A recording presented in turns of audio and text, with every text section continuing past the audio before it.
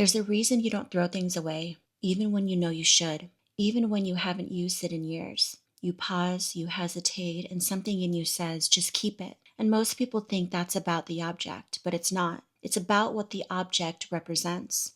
We like to believe we're rational, that we keep things because they're useful or practical or valuable. But if that were true, letting go would be easy. And it's not, because attachment isn't logical. It's psychological. And most of the time, we're not holding on to things, we're holding on to meaning. Think about something you've kept that you don't actually need. Maybe it's clothes you don't wear anymore, something from a past version of your life, something expensive that you regret buying. You don't use it, you don't love it, but you still keep it.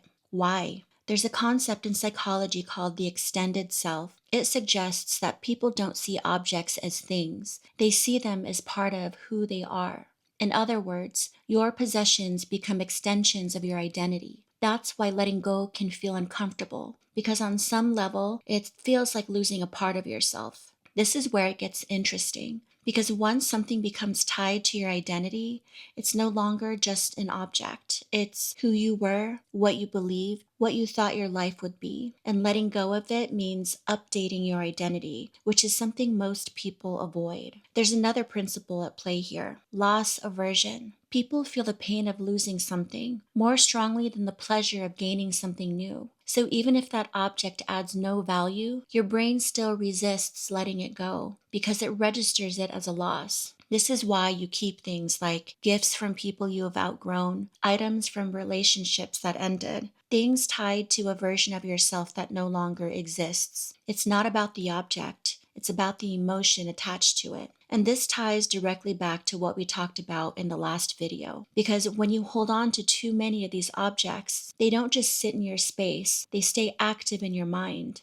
Research shows that clutter can increase stress levels, raise cortisol, and create a constant sense of mental load. And part of that load comes from unresolved decisions. Every item you keep without intention is something your brain hasn't fully processed. So your space fills up, not just with things, but with unfinished thoughts, things you haven't decided on, things you haven't let go of, things you haven't made peace with, and your brain keeps revisiting them quietly in the background. There's even research showing that people who describe their homes as cluttered tend to have higher levels of stress hormones throughout the day, and over time, that environment can reinforce anxiety, fatigue, and lower overall well-being. So the attachment doesn't just keep the object in your life, it keeps the emotion there too. Which leads to a simple realization. You're not holding on to things because you need them. You're holding on to them because you haven't let go of what they mean. And once you see that, minimalism starts to look different. It's not about forcing yourself to get rid of things. It's about understanding. What am I actually holding on to here? Is it the object or is it the identity attached to it? Because once you understand that, the next question becomes, why is it so hard to let go,